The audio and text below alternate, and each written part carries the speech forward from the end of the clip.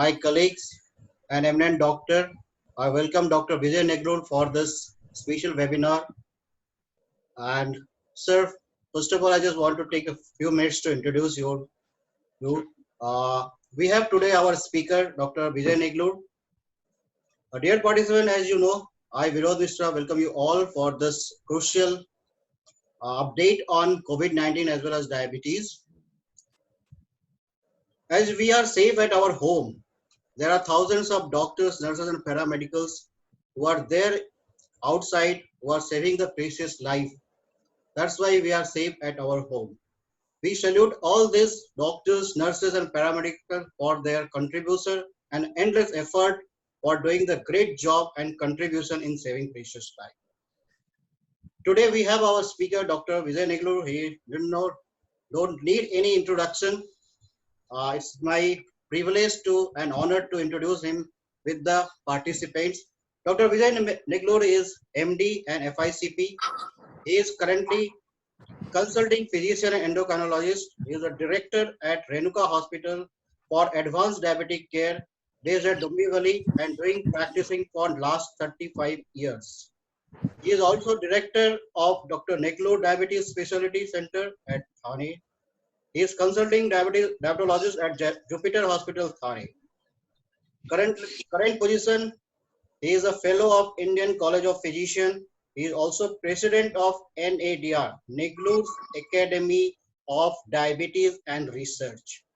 He is a teaching faculty in diabetology, College of Physicians and Surgeons. He is teaching faculty at Public Health Foundation of India. He is also a founder member of Association of Diabetes Education of India. Past position is a Honorable Assistant Professor Medicine, RGMS Thane, and also Honorable Physician and Diabetologist at CSM Hospital, Thane. As for the publication is concerned, sir is having many publications in textbook like Oxford Textbook of Diabetes, Autonomic Neuropathy in press. He's also having a publication at RSSI Textbook of Diabetes on Vitamin D and Diabetes, publication of Awakening Quarterly Magazine for Diabetes since June 2003 to till date. A lot of contribution is there on his name. He is a president, ADCP, Association of Diabetes Care and Prevention.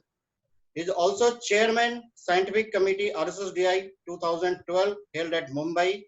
Also, he is organizing secretary, RSSDI, Maharashtra 2005. So this is a brief, just introductions for Dr. Vijay Neglur. I hand over the session to now Dr. Vijay. Over to you, sir. Thank you, Ms. Raji, for your kind words of introduction, very generous introduction, and also Sanjay Pawar for giving me this opportunity to speak on this subject of the great importance today.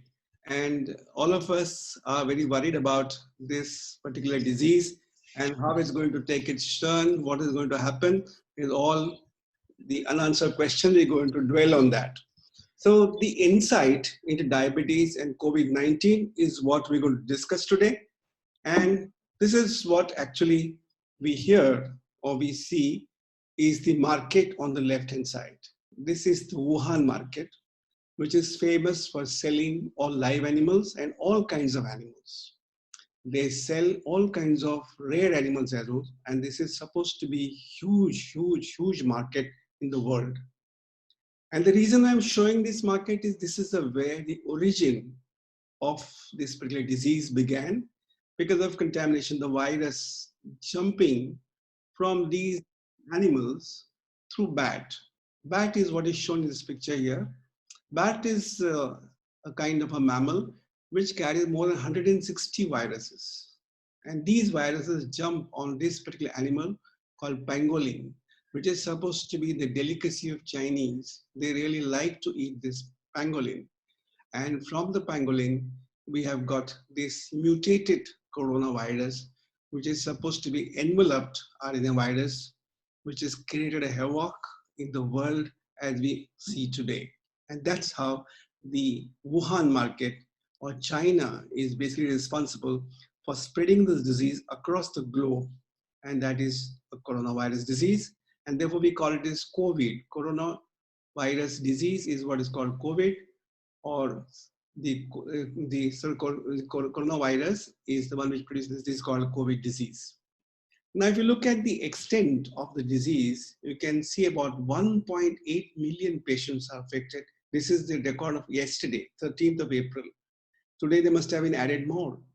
And number of deaths, 114,000. Just look at these. Look at New York, the new epicenter in USA, 100,000 cases and 68,000 people died. The people are dying like flies. And the mortality rate is 4.7. Actually, it is less because there are a lot of unreported, unconfirmed cases which might show actually a higher mortality. Because of this kind of a picture, Daryl Groupie, who's a national member of Australia, said, should China be blamed for the COVID-19? Is this China's game to get the entire world under the grip of China so that they can control the entire economy of the world? I don't know. Time will tell us.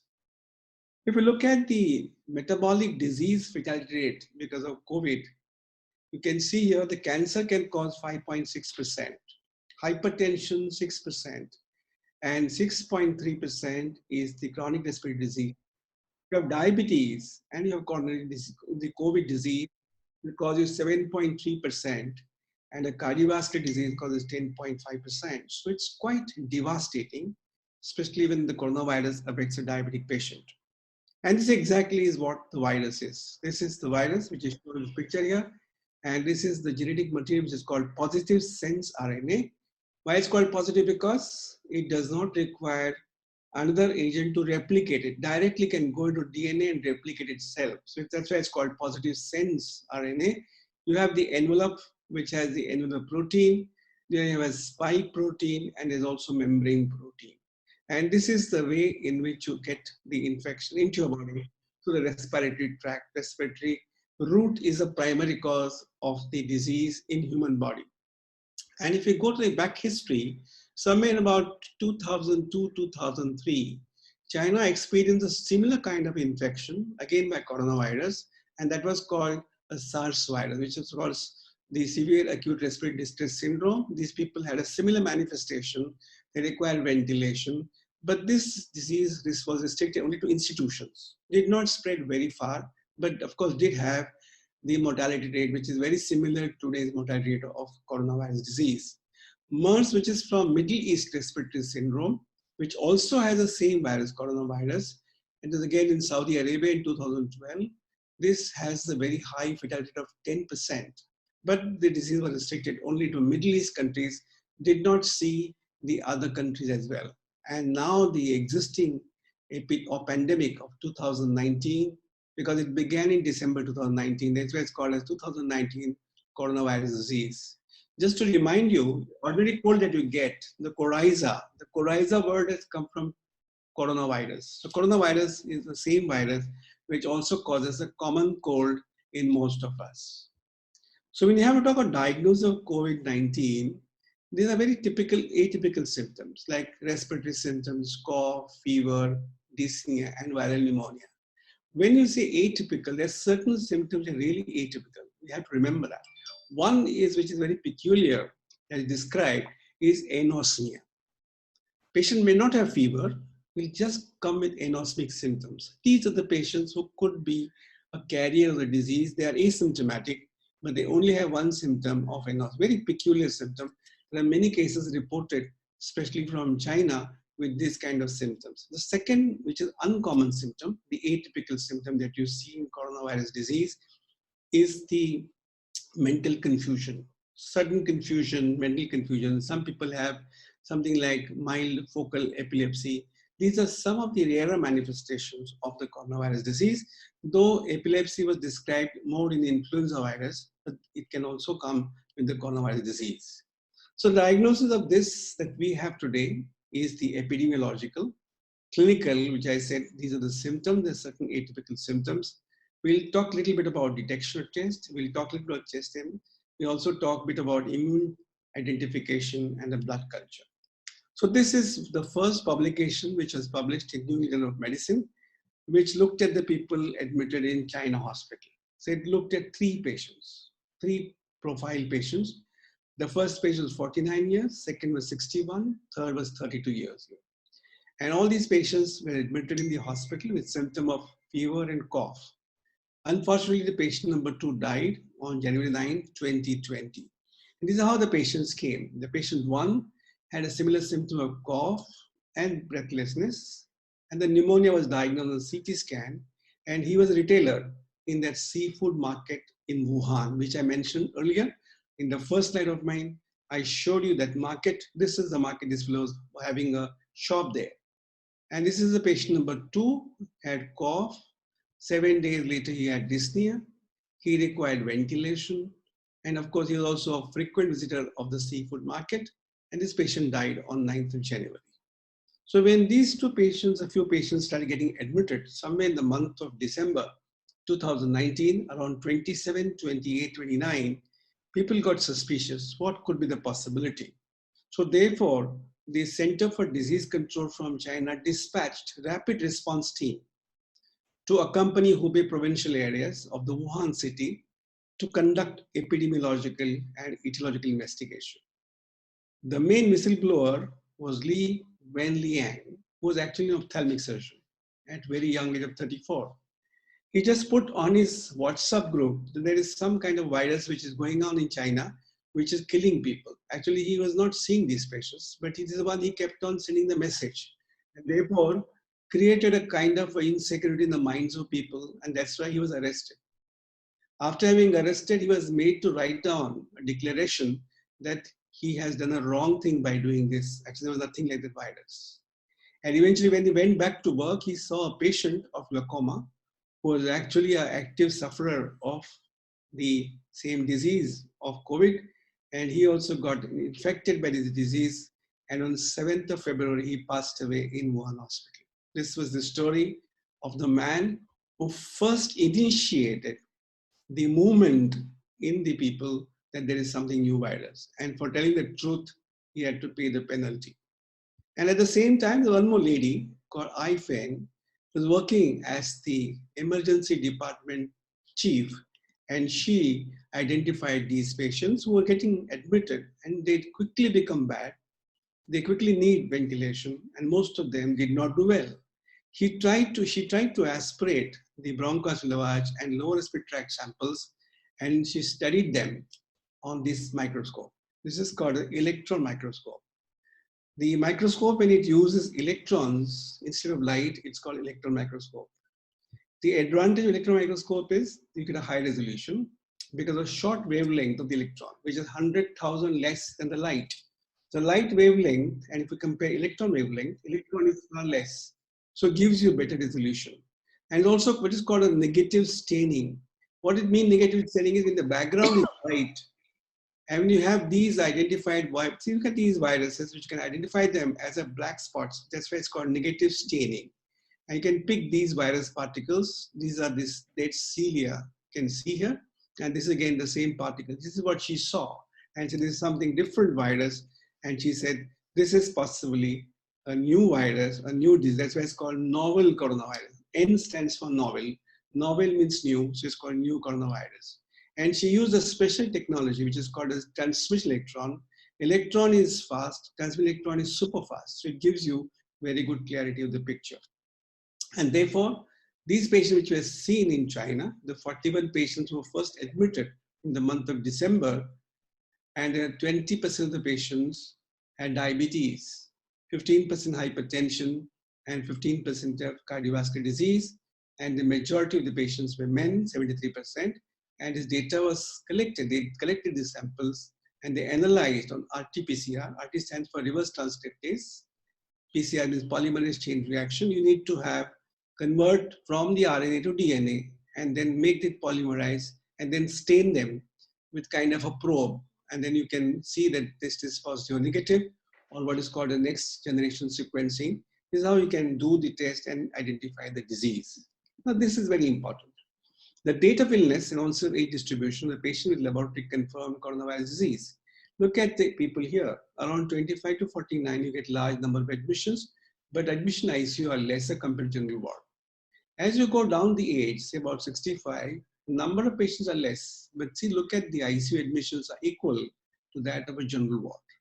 Now, if you want to find out the etiology, the source of a disease, if you see here that these people constantly visited the seafood market. And therefore, on 27th, when they got all the patients who have visited that market and got infected, on December 30, the alert was given, and 2 days later, the market was closed. And to remind you, this market is open since last 2 days. Not only it's open, but the people who come there to buy get some incentives. And those who sell also get incentives. It's very strange. The government is allowing the market to reopen, which began with this virus. Very strange. Later on, the publication came in again in EGM, more number of data, 1,099 patients. And what they saw presentation symptoms of fever, which is very common presentation. Then you have breathlessness after 2 to 7 days of cough. Few of them have GI manifestations like diarrhea, which was very common with swine flu. Swine flu had major manifestations of gastrointestinal disease, which was not true for this particular virus. And of course, body ache was also seen in these patients. So 88% had fever, fatigue was about 38%, and the cough was predominantly a dry cough. And I told you about those two atypical symptoms. Remember them. One is anosmia, and secondly, some kind of a confusion or some kind of cognitive dysfunction was also seen in these patients. If you look at timeline, majority of the patient took 7 days to seek admission to the hospital. They had 7 days symptom of cough and breathlessness. And when they were admitted on the 7th day, 8th day, they become dyspneic. 9th day, they were admitted in ICU. And by 16th day, they were dead. Look at the rapid pace in which the patients died. They died like flies, as I said earlier. So therefore, 40% of the patient died of the admission in ICU, suggesting such a severe kind of a mortality with this virus. We look at the lab evaluation of these patients. Leukopenia is, of course, classical in most of the viral diseases, but what is atypical is lymphopenia. You get normally lymphocytosis in viral diseases, but this was actually showing a lymphopenia. But what is very important test that you should do is what's called a ratio of a neutrophil to lymphocytes. If the ratio is more than 3.13 in people above 50 years, it carries a bad prognosis. Remember that, this is very important. Take the ratio of neutrophils and lymphocytes and calculate. Large number of patients had SGOT elevated. Patients who became critically ill had high levels of LDH and ferritin. This is a fast tissue reactant. Procalcitonin was normal in most of these patients, suggesting that it was not a bacterial disease. And many of the patients who became ill, who had a cardiac involvement, had an increased prothrombin time and had a high D-dimer. The hypersensitive troponin I was also estimated in some of these patients, and these patients eventually did not do well because it also suggested that the virus was causing cardiac injury in these patients. This is what I was taking of nucleic acid detection test, which is called as NT-PCR. I've written Q here because it's quantitative. You can quantify number of viruses. High throat sequencing is not easy. You need to collect the sample like this from the nasopharynx or from the oropharynx. It's very important because many of the patients have very sensitive gag, and you put the probe inside, the patient starts coughing and sneezing. You need to self-guard properly. Use the PEP equipments for collecting sample. A trained person is very important because the yield is very important. You don't want to have the false negative test, which is very important. It has to be done properly. The next test, which is very easily available now, is called a rapid antibody test. This is very important. It tells you many things. It was released by India on 4th of April. For a general use, it's a cheaper test. The previous test was costing about 5,000 rupees. This cost about 300, but the government of India is doing it free of charge for the patients. And this test is very important because it gives you a report in 15 minutes. It tells you whether you have IgG or IgM positive. A close simile is a pregnancy test that people do at home. And if a report is possible in just 15 minutes, okay? And patients who have symptoms like influenza, you ask them to do rapid test after 14 days of quarantine. If the test is positive, then probably they have a clinical disease and the patient is symptomatic. If the patient is asymptomatic and the patient shows IgG positive, that means he's got enough antibodies already there. If the test is negative, then if the patient is symptomatic, still has cough, symptoms of breathlessness, you should do what is called RT-PCR. If that is positive, then of course this patient requires hospital management or home management, depending on the situation the patient has. If it's negative, you need to observe very carefully. If it's negative and also for PCR, then this patient will be followed up very carefully, whether they develop any symptoms, and they eventually become positive later. Probably they have got adequate antibodies and they have become free of the disease. Now, this test is important for two reasons. One, it can be done very easily. It is less expensive. Large number of people can do it. And if the patient is asymptomatic, Hale and Hartley, and if it shows positive, especially IgG, these patients can be left, they can go out and do work. There are not chances of spreading the infection, or they won't get infected themselves. Radiology is next important test. You do it on the third day, X-ray, or on the day of admission, and see these shadows, classically ground glass appearance in both the lungs. So bilateral shadows is what typically normally you see. And you can see also on a CT scan, bilateral shadows. Remember that CT scan is not a good evaluation to do, because once the patient gets into CT machine, if the patient is positive, for the next patient to get a CT scan, we require a lot of preparation. You need to disinfect that particular machine. So therefore, a chest X-ray would be a great investigation to begin with. I want to focus your attention only on this important slide between survivors and non-survivors. Remember, these survivors kept on shedding the virus even after discharge. They are asymptomatic, but they become carriers. So they require quarantine. That's important. And those patients who did not survive had invasive ventilation, and therefore they didn't do well. Most of these patients died on 19th day, and therefore these people had a bad outcome.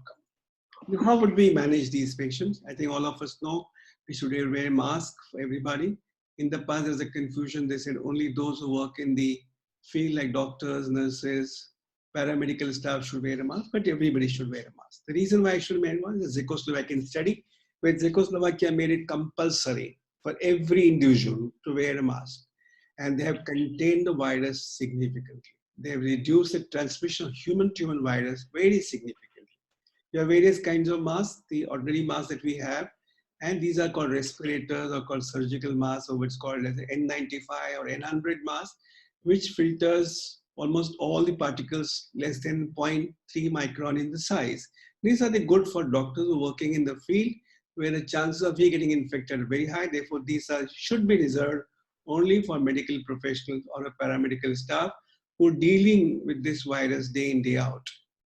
A good idea of not shaking hands, but using what is called elbow bump is very important. And when you sneeze, remember not to sneeze in your palms, but sneeze in your arms, so that you don't transmit the infection. Very important. Now, I must tell you that the government has been saying that you stay at home to break the chain of transmission is very important step. That's what we've been doing. That is supposed to flatten the curve.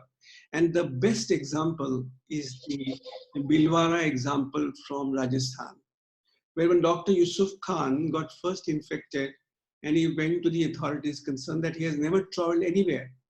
He has not seen the patient who come from abroad, but he got infection. So therefore, this was in Hindustan Times, which interviewed this particular fellow on the television, and they quarantined. These people had the lockdown 2 days prior to the lockdown of the nation. So they were one step ahead of the nation.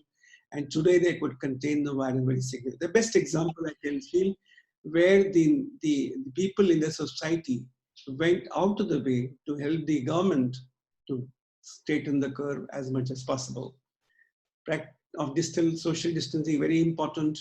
Wash hands for 20 seconds, also important, shown in this picture. Use soap better than the sanitizer, because soap has a property to kill the envelope of the virus. So therefore, 20 seconds is important and soap is important.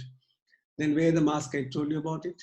You need to use PPEs in those people who work in the critical areas.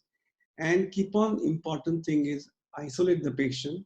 Quarantine, not quarantine, and contact tracing is most important. You keep on testing more and more patients, and that's exactly what South Korea did it, and South Korea was the first epicenter of China, outside China, and they have contained the virus very significantly. And most of the important that you should remember is 80% cases are very mild cases. Now, this is the understanding of the disease. They call stages of COVID. The first stage, you get a viral phase where the viremia occurs in the body, and that's the time you have few symptoms of constitution like temperature, dry cough, and diarrhea. And clinical signs are you get lymphopenia, increased spot prothrombin time, increased D-dimer and LDH is what you see initially.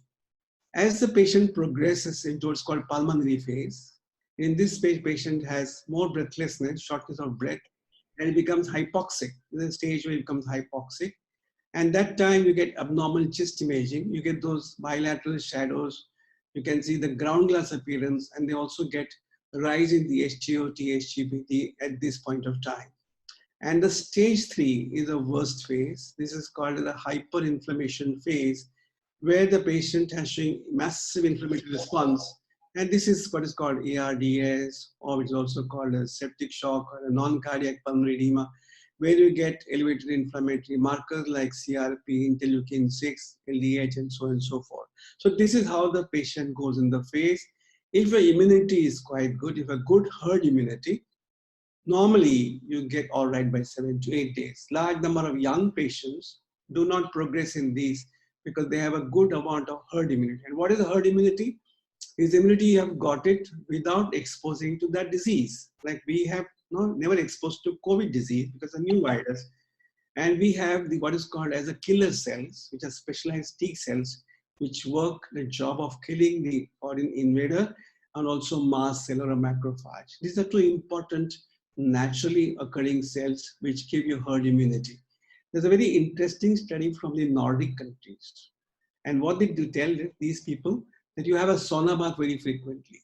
And people who have sauna bath exposed to that heat or the exposure to that steam, and then suddenly they get into cold shower, again they become hot shower and cold.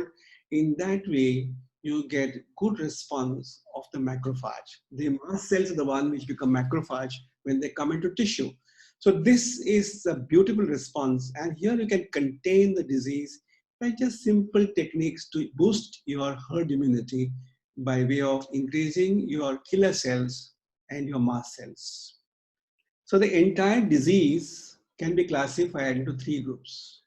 Those who have got a mild illness, those who have got a moderate illness, and who have got a critical illness. This is a clinical classification. Very important, very useful in day-to-day. Most of these mild illness, I told you, they recover in about weeks to 10 days time. And they all require only supportive treatment, nothing else. And a very close observation. And see that they don't infect others, so quarantine them. That's the very important test. And here you may not do any test, or if you do the test, you can do RT-PCR, or later you can do what is called as the antibody test.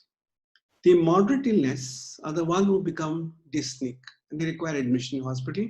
They may not require intensive care, but they require drugs, in which I mentioned some of these drugs, azithromycin, hydroxychloroquine, which became overnight successful molecule, because the American president, Trump, was very much excited by the French study, and he immediately ordered people to get azithromycin, hydroxychloroquine.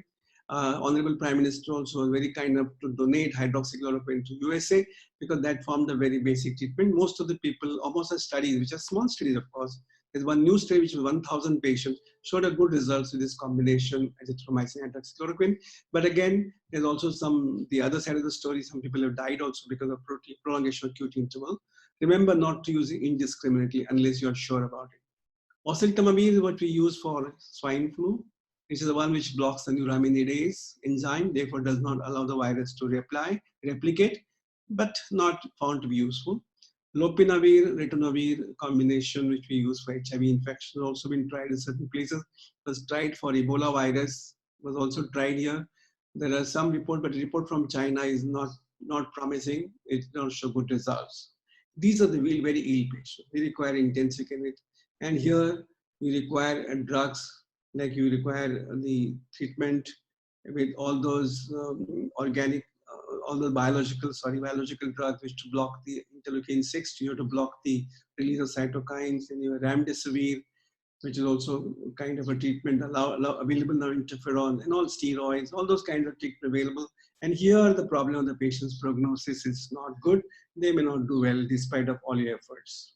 And there's a lot of thought about this now. The Indian government has given the permission to use what is called the convalescent plasma. If the patients recover, those have antibody positive, IgG positive, if you take their plasma and store it, you can use one person's plasma for 4 patients. But this is still very experimental. It has been tried in certain patients, also tried in USA, it was found to be successful, but we don't have a good results. We need to have good trial to show results. As of now, it is still experimental. Now let's come to the diabetes, infection, COVID, how a diabetic patient will respond to this. We all know the risk of infections are very common in diabetes, especially the influenza and pneumonias are very high in patients of diabetes, very well known. That's why in patients who are about 2 years of age, we recommend them immunization with pneumococcal vaccine and influenza vaccine. That's the reason why I recommend them. And diabetes not only has with increased risk of infection, but also with increased severity of infection, especially of respiratory viruses. And there's a history like H1N1, SARS virus, and MRSA virus had a lot of diabetic patients involved at that point of time. So therefore, diabetes itself being a kind of a risk factor.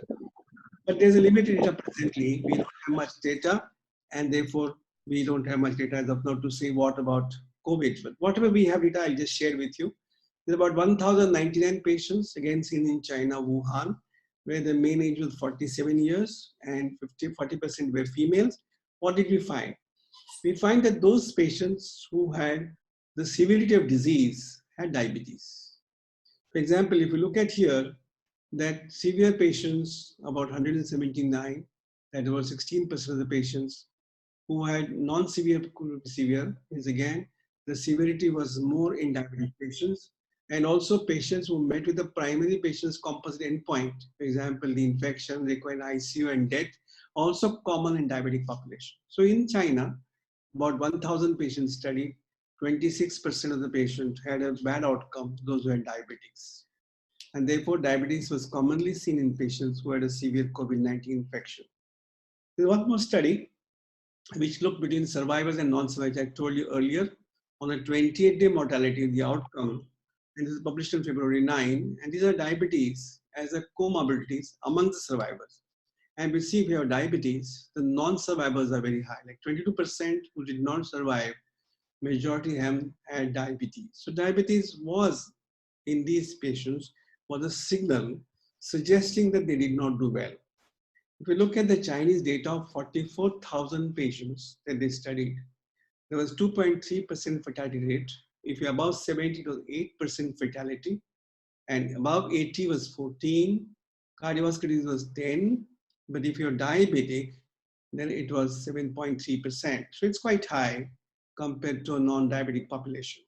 And what is interesting to see here, age less than 9 years, there was no mortality at all. So younger patients were well protected against the infectious onslaught.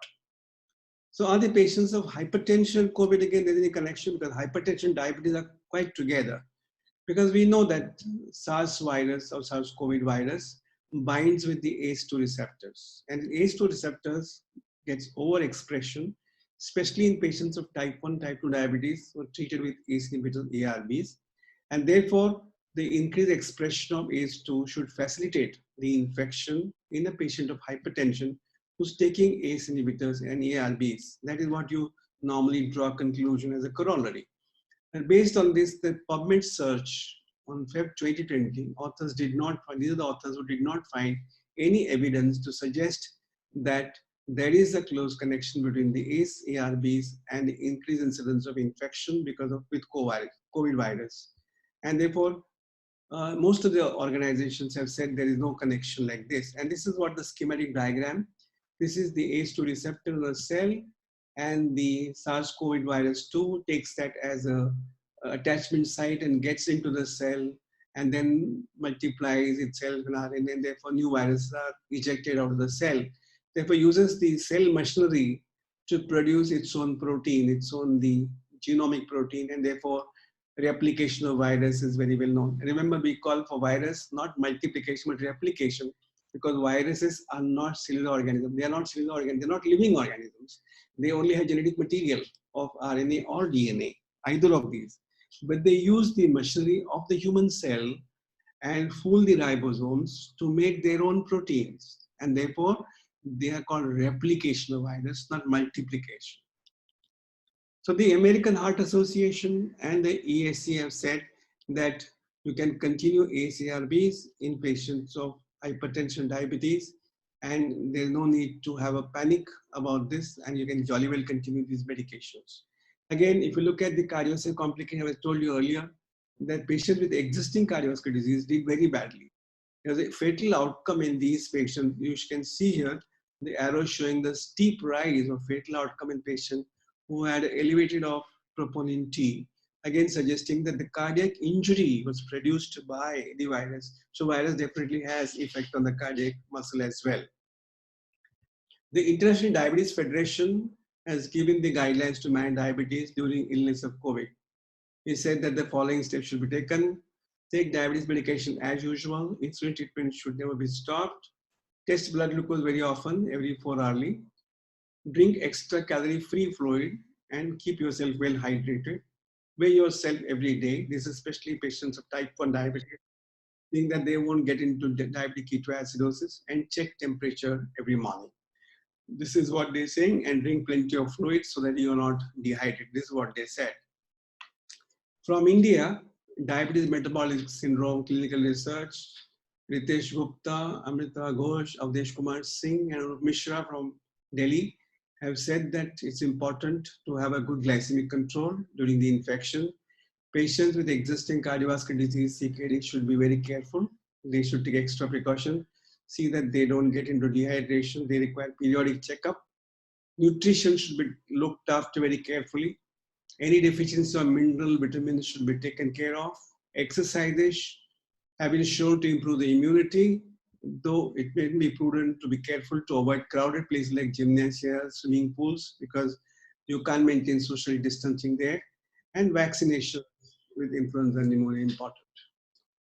This is a lady called Ann Peters. She's from Keck School of Medicine from California. And she is an active person from the American Diabetic Association.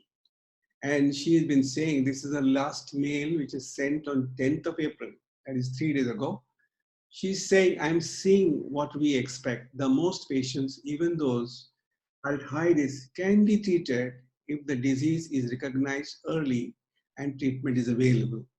And this is what she has said recently on 10th of April. She advises patients of diabetes like this. Patients on SGLT2, stop a moment to get the symptom of fever because the risk of decay is very high. Those who are taking sulfonylurea insulin need to lower the dose and sometimes stop it. Self-monitoring is important. Most of the patients who recover from COVID infection may still have anorexia. So stop GLP receptor agonist for a week or two after the illness. And none of us want any of the patient to go to hospital. But if the patient has a problems like diabetic ketoacidosis, they can't keep their fluids on.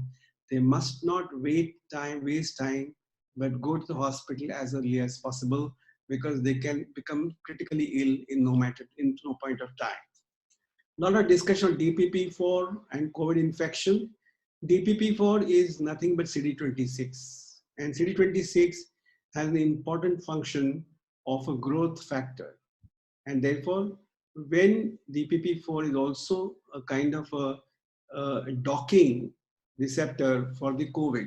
So therefore, if you have a lot more DPP-4, especially expressed in the lungs, the DPP-4 are expressed, the COVID can dock onto it and can gain access to pneumocyte 2. If you give DPP-4 inhibitor, probably they have a potential role in blocking the interaction of COVID-19 with the host cell. This is still not indicated to cure COVID-19 patient to reduce the viral load, but this is conjectural. There are a lot of opinion being discussed about DPP-4 and COVID infection. The American Diabetic Association has been giving every day mails to patients and doctors about various aspects. And these are the questions they're answering. Are there people with diabetes more likely to get COVID-19? The answer is not more likely. And probably the primary problems of worse outcome, not a greater chance of contracting the virus. The chance of the outcome, it can be bad, but it's not that because being diabetic, the risk of infection is higher. In China, where the most of the infection occurred in people with diabetes, had much higher rates of serious complication and death than people without diabetes, especially with the comorbid condition like cardiovascular disease and kidney disease. And the death toll is likely to rise, but we expect the rate to go down, treating these patients with specific viral disease, so it may be the infection will go down. Do people with diabetes have a higher chance of experiencing serious complications? Actually not. If it's well managed, it is not a problem. If it's not well managed, then the chance of risk are very high. If you're well managed, the same as the general population. So therefore, not much to worry. Patients of diabetes, watch out. They say that when you're sick with infection, diabetic ketoacidosis is commonly experienced by people with type 1 diabetes. Should be careful. Okay, therefore that's very important. And important of fluid intake is also been emphasized by American Diabetic Association. Is COVID-19 different from a seasonal flu? Yes, seasonal flu is not very serious disease, but COVID-19 is a life-threatening, Janlewa disease, life-threatening disease, and recommended safety precautions are very important, like frequent hand washing, covering with coughs and sneezes, and using elbows to sneeze, also very important. Emergency warnings is shortness of breath, persistent pain, pressure in the chest, new confusion. This is what has been expressed in the American Diabetic, as I told you earlier. Inability to arouse, bluish lips and face are some of these problems. Are the risks are different people with diabetes type 1 and type 2? No, they are the same. There is no difference between type 1 and type 2 disease. Will COVID-19 impact my access to insulin or the diabetes supplies? I think all the medications are available free of charge. Most of the patients are worried that they'll get the drugs on time or not. Fortunately, drugs and drug company like Precia and all are so vigilant. They've been very careful in seeing that the patient gets medication on time despite of lockout. What about vaccine? This is the first lady who received the vaccine called Jennifer Heller, and she received this mRNA 1273 vaccine. A lot of people are working. John Cohen, who is the most important illuminary in the field of vaccination, he did a lot of work on the HIV, is very hopeful that we can get this vaccine by the end of the year. There's also Germany company is also making a vaccine. A lot of people talking about BCG vaccination as a cure for COVID disease. This was actually started in 1948 in India. That was a mass immunization. And also in Japan, it started in 1947. And in Brazil, it started in 1920. And if you see in Japan, Brazil, and also India, the incidence is far less. Could be that the BCG vaccine is giving it some kind of protection. And this lady called R. Mishra from the CSIR says that there is some hope that, Monica Gulati is saying that there is some hope and effectiveness against SARS virus. Dr. Mishra, director of CSIR, says that there's more scientific data is necessary before we come to conclusion whether this is of any use. So therefore, as of now today, we have no vaccine. BCG probably plays a role in preventing the seriousness of disease. The time will only tell us whether it or not. With that, I conclude my talk. Thank you very much for the patient listening. Thank you very much. Right. Sir, it was, while your talk was going on, you can stop the screen sharing, sir. Yeah. So that, not many audience can be seen on the screen. Yeah, how to do that? Stop share, yes. Yes. Yeah. Now, yeah, thank you very much, sir. I must say that the first remark came from someone like Dr. S.V. Kulkarni, saying that extraordinary talk academically concerned. So he was complimenting you, sir. Dr. S.V. Kulkarni, would you like to add something, please? Dr. S.V., are you there? Can you hear us? Yes. I'll mute him. Yeah. Fantastic talk, Dr. Vijay, because almost in one day there are not less than 4 talks as webinars, and I had sent you a good cartoon also on that. Okay. You have added so many good things on this subject. It is absolutely fantastic. My very simple question, we are all primary care physicians. Yes. To give us clinical tips in which how we can pick up a person who is a COVID positive to go into a situation or deteriorate. And into that you add what is the role of a sonologist in detecting the lung condition, because CT scan is totally impractical, because CT scan people, they refuse doing CT of suspected COVID patient. Right. I think clinical suspicion is anybody who has cough, fever, and breathlessness. And the speed in which the patient gets the symptoms is very important. And therefore, this is a classical prototype which any of us can pick up a viral disease with these kind of multiple symptoms. Now, to suspect whether it's COVID or otherwise, I think we should use a rapid test. When the clinical suspicion is strong, I don't think now we should go by the history whether the patient has either traveled abroad or whether the contact with the people who have traveled abroad. That I think is not necessary, because I personally believe the infection has come in the community. So therefore, a rapid test is very important test. If your patient is symptomatic, if rapid test comes positive, then send him for RT-PCR, because RT-PCR is not easily available. Certain labs are doing it, okay? For example, SRL is doing it, and they are not charging because the government of India has requested them those are clinical suspicion, and if you route it through your municipal hospital, that is not charged. So you can get the idea whether you got positive. If the patient is symptomatic and not very ill, can manage at home. Now, whether you should give hydroxychloroquine or azithromycin, my fingers are crossed. I personally believe the data is too sparse. It is not a very strong evidence to suggest to use these medications, but good hydration and a symptomatic treatment, not to reduce the fever below 101, because that fever itself is protective. Because that fever gives you protection to marginalize the mast cells and blow off the immunity, and it also will give you a good strength to survive because it reduces serum iron, and therefore the virus can't survive in this kind of milieu.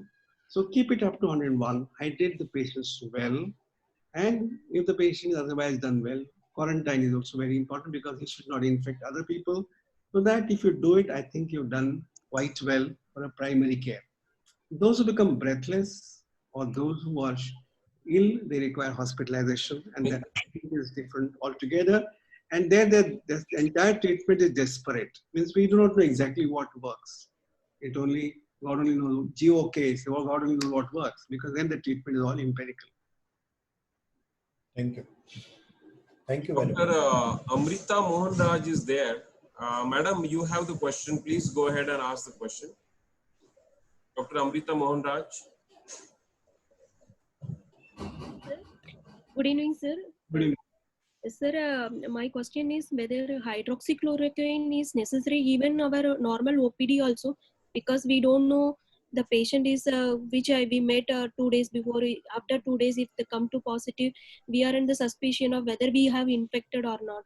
The Yeah. prophylaxis is hydroxychloroquine is must or not? Yes, very good question. The ICMR has recently said the people who come in the contact with the COVID patients, whether diabetic or otherwise, should take prophylaxis with hydroxychloroquine. Now, chloroquine, hydroxychloroquine, what would you prefer? The answer is hydroxychloroquine because it's less toxic compared to chloroquine. And the point is that you take 2 tablets on day 1, and then you take it for every week for 7 weeks. That's called prophylaxis. But the objection for this is, if you see carefully the drug levels, if you look at the pharmacokinetic property of hydroxychloroquine, it peaks up in a matter of about 4 to 6 hours and comes to the trough, almost 0 value at the end of 10 hours, suggesting that the values do not last more than 10 hours. And here you're treating a patient on a weekly basis. There's a study shown, and in the interest of time, and because the subject was diabetes, I did not show those slides. In fact, the other group had shown that slide in which it is shown very clearly that if you have patient taking weekly tablets of hydroxychloroquine, you don't get the minimum inhibitory concentration of 500 micrograms per liter. That's the minimum inhibitory concentration that you don't get.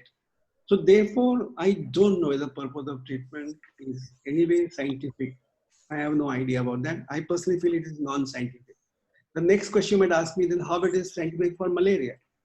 In malaria, it is practiced. You give once a week chloroquine. How it is possible there? In malaria, what happens is, the malaria has two phases. One is the hepatic phase, and second is the blood phase or the RBC phase. The hydroxychloroquine and chloroquine can get concentrated in the RBCs 12 times than the serum values. So therefore, that can last for a week. So chloroquine prophylaxis is fair enough for a patient of malaria. For a patient of COVID infection, I think it's no justification.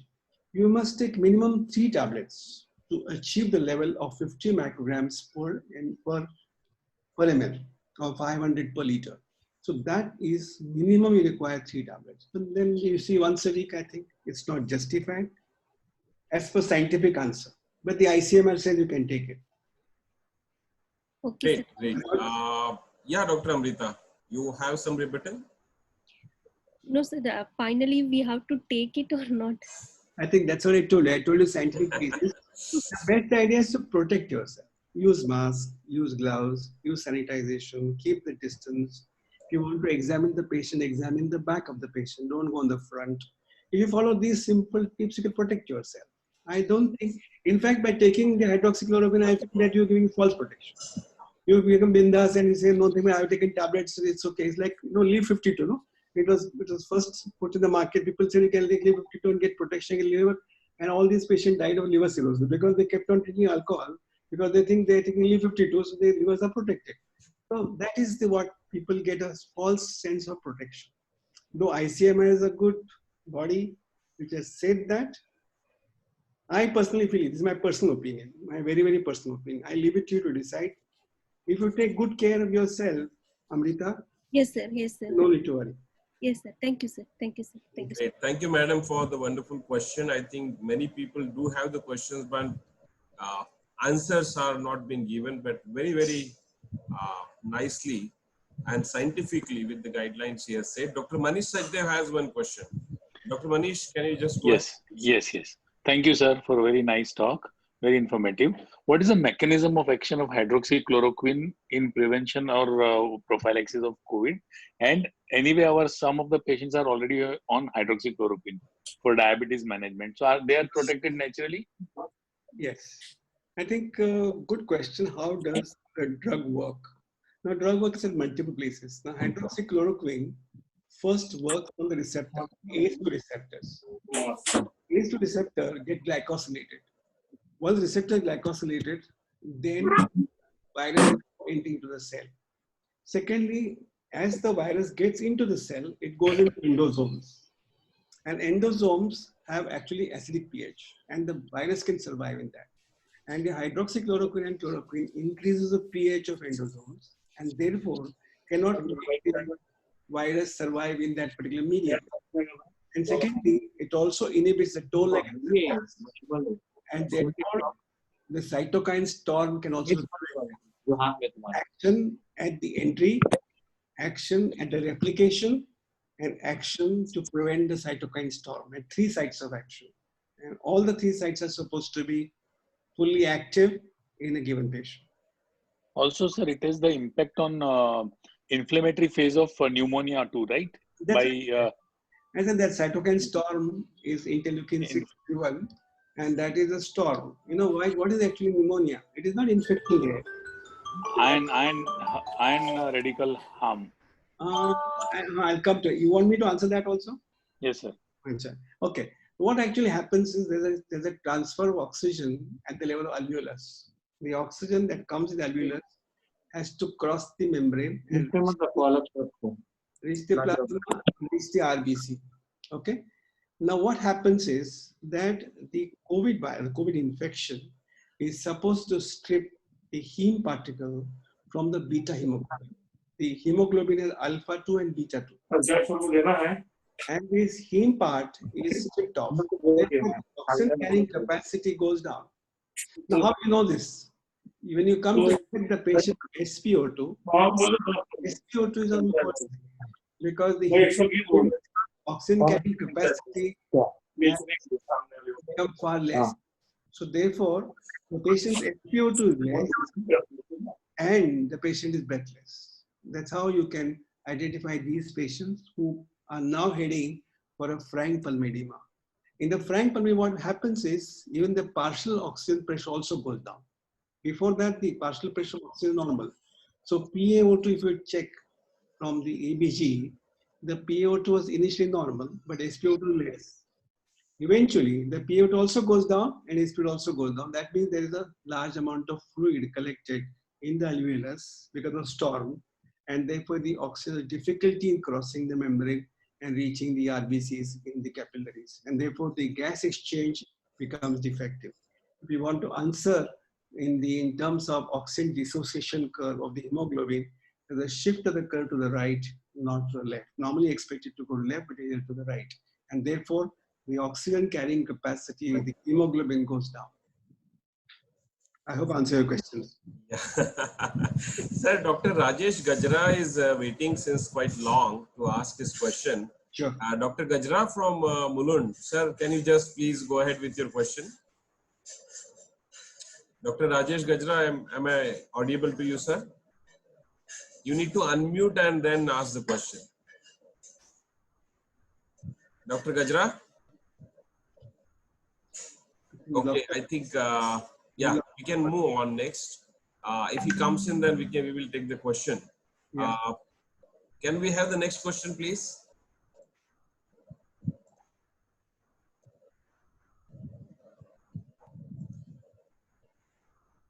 There was one question, sir, I will read out because the name was not, I could not see the name.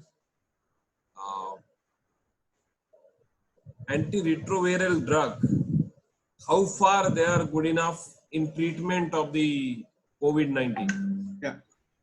The antiretroviral drug were tried in the Chinese patient. There are 200. Particularly Fluvier, something kind of. So Yes. that's the question. Yeah. Yeah. These drugs were tried in the Chinese population. 200 patients were studied. And in this, the 100 patients were given the combination of ritonavir and fluvier, and they were studied for a period of some 12 weeks.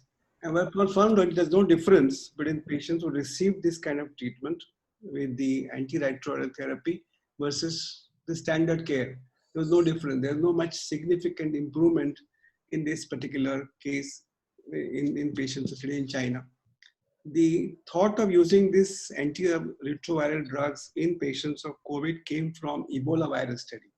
The Ebola virus was seen in African countries where they use very successfully this combination therapy, but it was of no much value in patients of the COVID infection, at least in the Chinese study. We have no more data is available. Sir, Dr. Anupama Gaikwad wants to ask question, and then Dr. Sangeeta Srivastava. Please go ahead, madam. Dr. Anupama Gaikwad and Dr. Sangeeta Srivastava, can you please ask your question? Sir, can we give Fluvier? Can we take Fluvier also for a prevention along with SCQ? What you said? Can you be little loud? We are using SCQ as a preventive. Yes. Is Fluvier also has to be taken as SCQ is taken for a prevention? There is no data on that. We have no data on prophylaxis. Prophylaxis only now, as of now, hydroxychloroquine is only permitted. I said hydroxychloroquine because it is slightly safer compared to chloroquine, and the requirement of dose is also less. So as of now, only hydroxychloroquine for a prophylaxis. Okay, thank you, sir. But some message has been given on mobile. If you get a cough and cold, take Fluvier also, SCQ also, and azithromycin also for general practitioners. So, no, they are not of any use because this virus has a different kind of a replication in the host. yeah. For example, if you look at the H1N1, what H1N1 does is once it has multiplied inside the cell, to get out of the cell, it requires some kind of a docking mechanism. And that was neuraminidase. And all those other drugs that you mentioned block the action of neuraminidase, and therefore the virus can't get out of the body. But this virus does not use that vehicle. So therefore it's of no use. It's a waste of therapy in these patients. No, I don't think it's right. Okay, thank you, sir. Okay. Dr. Sangeeta Srivastava is there. she had some practical question regarding the practice. Madam, would you like to ask the question? Okay. The question is, what precautions to be taken during the normal OPD or routine OPD? Yeah, as I told you, wear a mask, right? N95 is fairly good mask that you use it very carefully. Actually, these masks are disposable. You can't reuse them. But you can use it for a day or two more if you don't touch inside part of the mask. So that's first thing. You wear a mask. If you're wearing glasses also, it's very good because the conjunctival route of transmission is not described, but it is better because you keep on touching your eyes very often. So therefore, that will be prevented by using glasses if you have. Then you use the gloves because hand is the most important way in which you transmit the infection. Okay, especially when you cough and sneeze. And there's observation done that we keep on touching our face 2,500 times a day for no rhyme or reason. And if you've got virus on your palms, you keep on touching your face, you'll transmit the infection very quickly.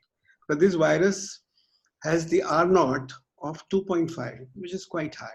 And therefore, it can multiply and also can transmit from one person to another very quickly. And therefore, this is what you should see and use sanitization or soap water, which is best. I think personally, soap water, washing hands for at least 20 seconds is important. And try and avoid coming close to the patients when you want to auscultate him specifically. It is better to auscultate on the posterior aspect of the chest. Okay, other examinations you can prevent, you may not do it. Or if it's absolutely compulsory abdominal pain or something the patient has, then you stand as far as possible, only use the gloves to examine these patients. It's possible that patient can be asymptomatic carrier as well, and we will not know. That's why it's better to take precaution for ourselves. Oh, great. Dr. S.V. Kulkarni had pretty long question or some, I think, illustration to make. Dr. Kulkarni, could you please come on to the speaker or the microphone, please? Dr. S.V. Kulkarni. Right. How do you expect the end of this pandemic? Because when Modi was about for a long shutdown, there were 2-3 articles from JAMA that an intermittent lockdown of 5 to 6 days would have helped to flatten the curve and increase the herd immunity. I don't think so, because how do you now overcome the infection? First of all, I told you that most of the patients develop antibodies will overcome the disease, like any other, it's a natural death. What is most important is to have a R naught. The R naught is now 2.5. If you bring the R naught below 1, that means you contain the virus very effectively. And to get the R naught below 1, you need to keep a safe distance. That's the only way in which you can prevent the transmission from one person to another person. And if you can do that effectively, the virus cannot get into other person's body. The virus will die itself there. And your immunity will come up and your immunity will take care of it and kill that particular virus. So therefore, the best way to contain the infection is to reduce the R naught below 1. And that's only possible by social distancing and keeping away from the crowd. And that's exactly why Modi government has decided that. If you look at the today's history, there's a lady called Rekha, somebody, I forget her name. She has done a good work on projecting what is the R naught of today in India. On 12th of March, that was before the lockdown, the R naught was somewhere about 2. On 25th of March, it became 4. On 29th of March, it became 7. 7 means, that means the doubling time was 7-fold on 25th to 29th March. So that was because of Tablighi and all those people, Tablighi Jamaat and some kind of congregation of people coming together. It means again suggesting that the R naught increases the moment the people come together. If you want to contain the virus, you want to get rid of the disease without having much casualty, the best way is to stay safe at home. So that once you're at home, that means it's unlikely that you catch infection or give infection to others if you're infected. So both ways, the virus will die its natural death. And therefore now, if you see, for example, last 2 days, the doubling time has gone down to almost 7 days. What was 2 days on 12th of March, now it's gone to 7-8 days. When it takes 8 days you might see the numbers are increasing. That's expected to increase. It's bound to increase. But the rate of increase is what we're looking at. And it is 7 days now. It takes time to double the number of people compared to the previous day. It was 2, has become 7. Means we're already trying to flatten the curve. We are flattening. It will take another 2 weeks of social distancing. Probably it will come to 8 or 9 days. Once you get beyond that time, then the virus cannot have any chance of getting into somebody else. You will overcome the infection, hopefully. By Maharashtra Day is the first May. On 1st May, we can celebrate the victory over COVID. Oh, great. Sir, there is one more question, and it's very, question looks only one-liner. What is the recurrence rate of the COVID? Yeah, that's what I'm saying. Now, if you feel, now, see, there is something like what is called as an endemic, epidemic, and pandemic. These are the words that describe. What is the meaning of the word endemic? Endemic, malaria is endemic in India. So every year the malaria comes, kills a number of patients, goes up, which is predictable. So it's called predictable outcome of a disease. Like pandemic is unpredictable. You don't know how many people are dying. So similarly, this virus now it's prophesied by some pundits that every year is going to come. But then even if it comes every year, it will come like a common cold and go off, because by the time we got good immunity in the society, in the community. So therefore we may not get that much bad infections, even if it comes later. So that's what is a very wishful thinking, or hoping against the hope that things will improve well. That is what I feel. So chances are repetitions every year will last for a short while and may not go off completely from the community. But we'll develop the immunity against it, unless if this wet market is again open now, again the fresh mutation comes in, then I don't know, only God can save us. God can save us. Great. Sir, I have one more question. Since so many doctors are there, how do you see as the practice, how is it going to change post-COVID scenario? Routinely doctors in India, they say 40-50 patients in a day. And now this social distancing, 1 meter and all, we don't have the waiting rooms or waiting hall that big, Yeah. So I don't know. This is just a question from other side of the table. And you or many other who are on the panel would like to answer. I would be very happy to get this answer. I think we'll start more telemedicine now. That's technology will come into picture. There's a lot of platforms available now. I've already started doing that. People talk to me send me my entire prescription on the email, and I go through the reports and reply them back. Only thing, clinical examination which we are doing is not possible. But at the same time, the patient can get protection and can get treatment and has a sense of feeling well-being because he has communicated with doctor. Because there's no communication now.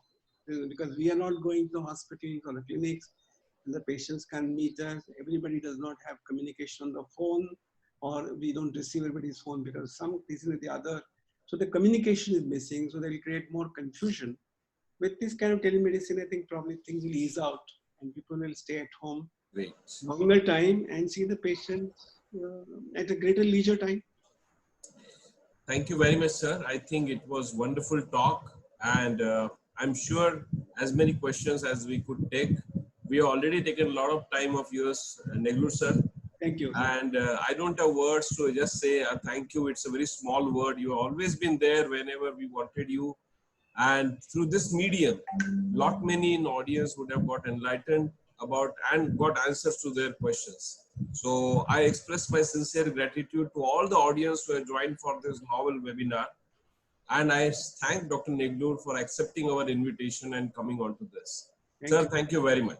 Thank you. The pleasure is mine also. I thank you very much for this platform, and I hope I could communicate with people and could pass on some of the information which are relevant to them, and could definitely help to change their attitude in the practice, and of course will help them to treat patients effectively.